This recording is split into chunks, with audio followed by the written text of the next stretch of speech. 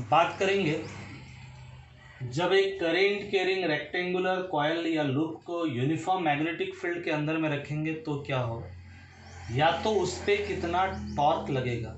ये आज हम लोगों का टॉपिक है। तो पिछला कुछ वीडियो आप लोग थोड़ा सा देख लीजिए, उसमें बताया गया है जो किस तरह से कोई एक करंट कैरिंग वायर पे को जब मैग्नेटिक फील्ड में रखते हैं उस पे जो फोर्स लगता है करंट कैरिंग वायर को। एक रेक्टेंगुलर लूप में हमारा 4 वायर है, A B, A D, D C और सी बी। इसका हम लोग जो लेंथ लिए वो एल लिए, इसका भी लेंथ, इसका भी लेंथ एल लिए, और इसका जो लेंथ लिए वो हम लोग बी लिए।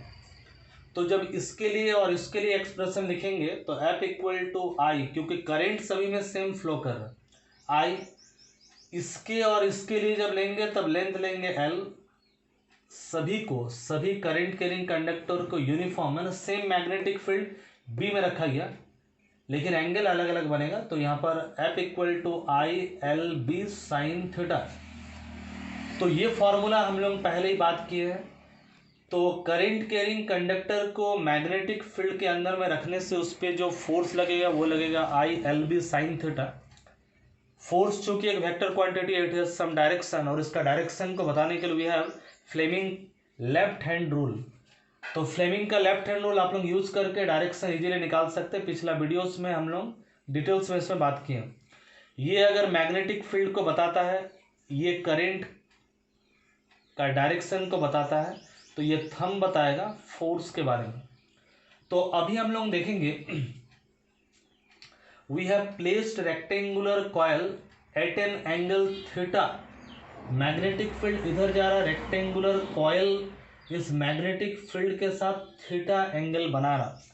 तो मैग्नेटिक फील्ड के साथ ये थीटा एंगल बना रहा। ये जो एंगल जो बन रहा है, ये एंगल हमारा है थीटा। तो अभी हम लोग बात करेंगे F3 और F4 जो फोर्स होगा। ये वाला आर्म में जो फोर्स लगेगा F4, ये वाला आर्म में जो फोर्स लगेगा F3, ये आर्म में जो फोर्स लगेगा F2, ये आर्म में जो फोर्स लगेगा F1। हर एक कंडक्टर में अलग अलग फोर्स लगेगा। तो अभी हम लोग बात करते हैं F4 का। तो F4 इक्वल टू क्या होगा फॉर्मूला, आई तो करंट सेम है, एल मैंने इसका लंबाई तो है बी, मैग्नेटिक फील्ड यहाँ पर भी तो है बी, और एंगल बन रहा कितना ना, एंगल बन रहा थीटा, तो लिखेंगे साइन थीटा। नीचे वाला का हम लोग देखते हैं F3 का सेम होगा, आई करंट तो सेम है, उसका लेंथ है बी, मैग्नेटिक फील्ड है बी, और एंगल यहाँ पर भी जो एंगल बन रहा वो एंगल भी है साइन थीटा। तो देखिए F4 और F3 दोनों का मैग्नीट्यूड है सेम, और यहाँ पर अगर फ्लेमिंग का लेफ्ट हैंड रूल अगर अप्लाई करेंगे, मैग्नेटिक फील्ड और करेंट में अगर फ्लेमिंग का लेफ्ट हैंड रूल अगर इस्तेमाल करेंगे तो इस आर्म के लिए फोर्स होगा ऊपर, इस आर्म के लिए फोर्स होगा नीचे। क्योंकि हम लोग जानते हैं F4 और F3 since they are acting in the same line, एक ही लाइन पे काम कर रहा, तो हम लोग जानते हैं जब दो इक्वल ऑपोजिट फोर्सेस एक ही लाइन में काम करता, वन लाइन पे एक्ट करता, तब दोनों एक दूसरे को कैंसिल करेगा। जैसे ये इस तरह का एक लूप है, रेक्टेंगुलर लूप है, उधर से मैग्नेटिक फील्ड आ रहा, तो ऐसे करके करंट हमारा फ्लो हो रहा है, ऐसे ऐसे ऐसे ये करंट हमारा फ्लो हो रहा है। तो ऊपर का आर्म में हमारा करंट है इधर, मैग्नेटिक फील्ड एंगल बना रहा इधर।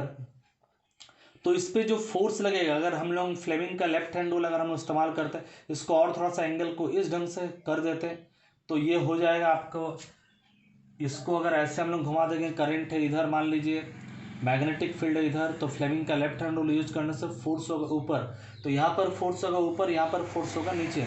तो एक में फोर्स हो रहा ऊपर, एक में फोर्स हो रहा नीचे, दोनों का लाइन ऑफ एक्शन सेम है, दोनों का मैग्नीट्यूड सेम है। हम लोग जानते हैं जब दो फोर्सेस डायरेक्शन अपोजिट हो, मैग्नीट्यूड सेम हो, और एक ही लाइन में जब काम करें तो दोनों एक दूसरे को कैंसिल कर देगा। तो F4 और F3 जो फोर्स कैंसिल या बैलेंस आउट हो जाएगा। अब हमारा बचेगा इस आर्म के लिए फोर्स। तो यहाँ का फॉर्मूला लिखेंगे, इसका नाम देंगे F1 इक्वल टू वही फॉर्मूला आई एल बी। लेकिन यहाँ पर हमारा जो एंगल जो बनेगा एल और बी के बीच में जो एंगल बनेगा, एल और बी के बीच में, ये एल है और ये बी है। यहाँ पर जो लेंथ था और मैग्नेटिक फील्ड था, यहाँ पर एंगल बन रहा था थीटा, यहाँ पर भी एंगल बन रहा था थीटा, लेकिन इसके लिए, इस लेंथ के लिए जो एंगल बनेगा वो 90 डिग्री, इस लेंथ के लिए जो एंगल बनेगा वो 90 डिग्री, तो साइन 90, तो फॉर्मूला होगा आई एल बी। और इसमें फोर्स का डायरेक्शन होगा किधर ना, इसमें फोर्स का डायरेक्शन होगा इसके अंदर, बोर्ड के अंदर।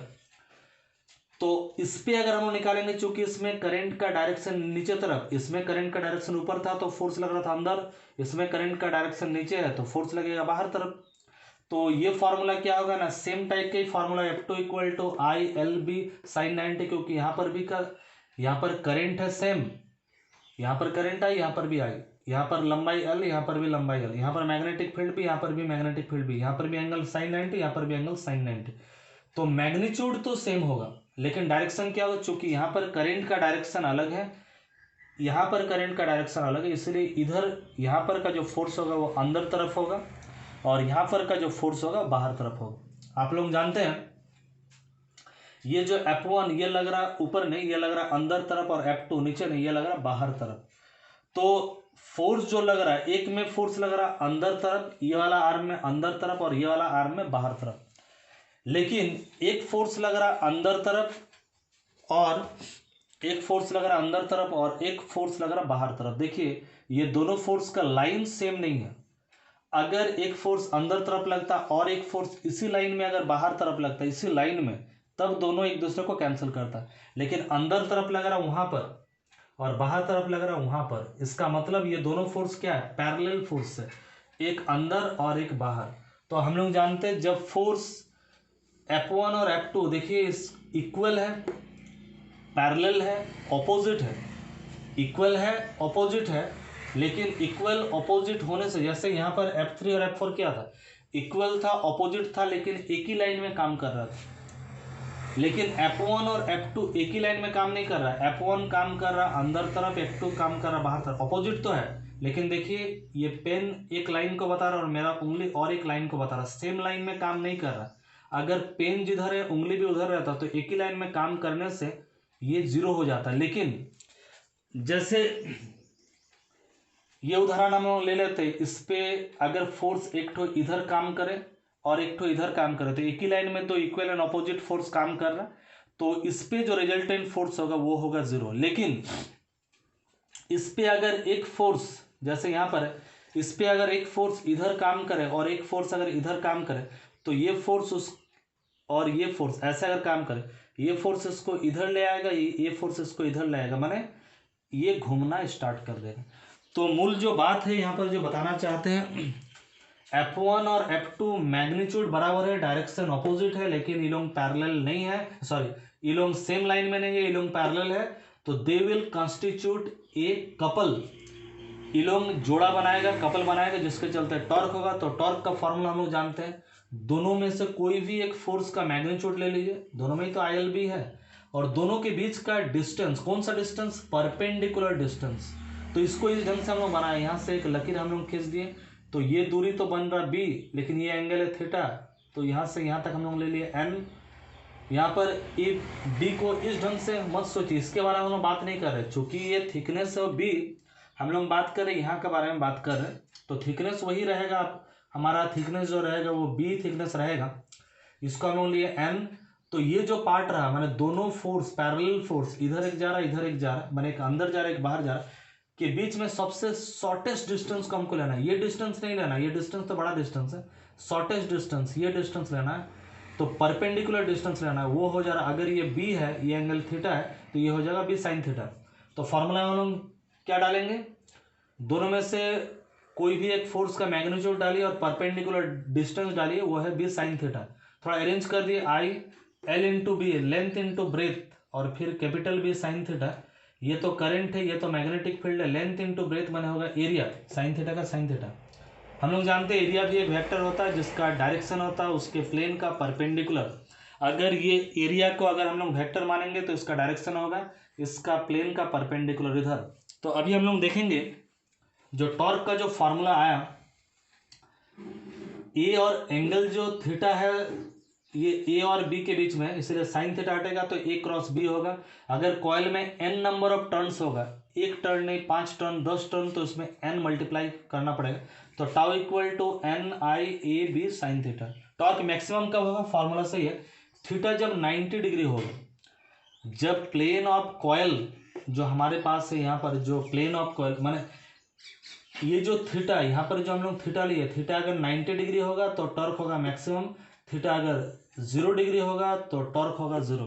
इसका मतलब जब कोई करंट कैरिंग कंडक्टर हो, कॉइल हो, रेक्टेंगुलर कॉइल हो, ये किसी भी शेप का हो सकता है, इसको अगर हम लोग मैग्नेटिक फील्ड के अंदर में डालें तो इसके ऊपर एक टॉर्क लगेगा, जिस टॉर्क के कारण वो मैग्नेटिक फील्ड के अंदर वो घूमना स्टार्ट कर देगा। इसी प्रिंसिपल को हम लोग आधार बना करके हम लोग मूविंग कॉइल, गैल्वेनोमीटर हम लोग बना सकते हैं, या अलग अलग इंस्ट्रूमेंट हम लोग बना सकते हैं। तो आगे का वीडियो में हम लोग देखेंगे ये टॉर्क जो है एन आई बी ए साइन थीटा, इस फार्मूला को हम लोग आगे का वीडियो में हम लोग इस्तेमाल करेंगे, और अलग अलग इंस्ट्रूमेंट के लिए हम लोग अलग अलग इंस्ट्रूमेंट को व्याख्या करने के लिए फार्मूला हम लोग यूज़ करेंगे। तो आज का वीडियो में इतना ही।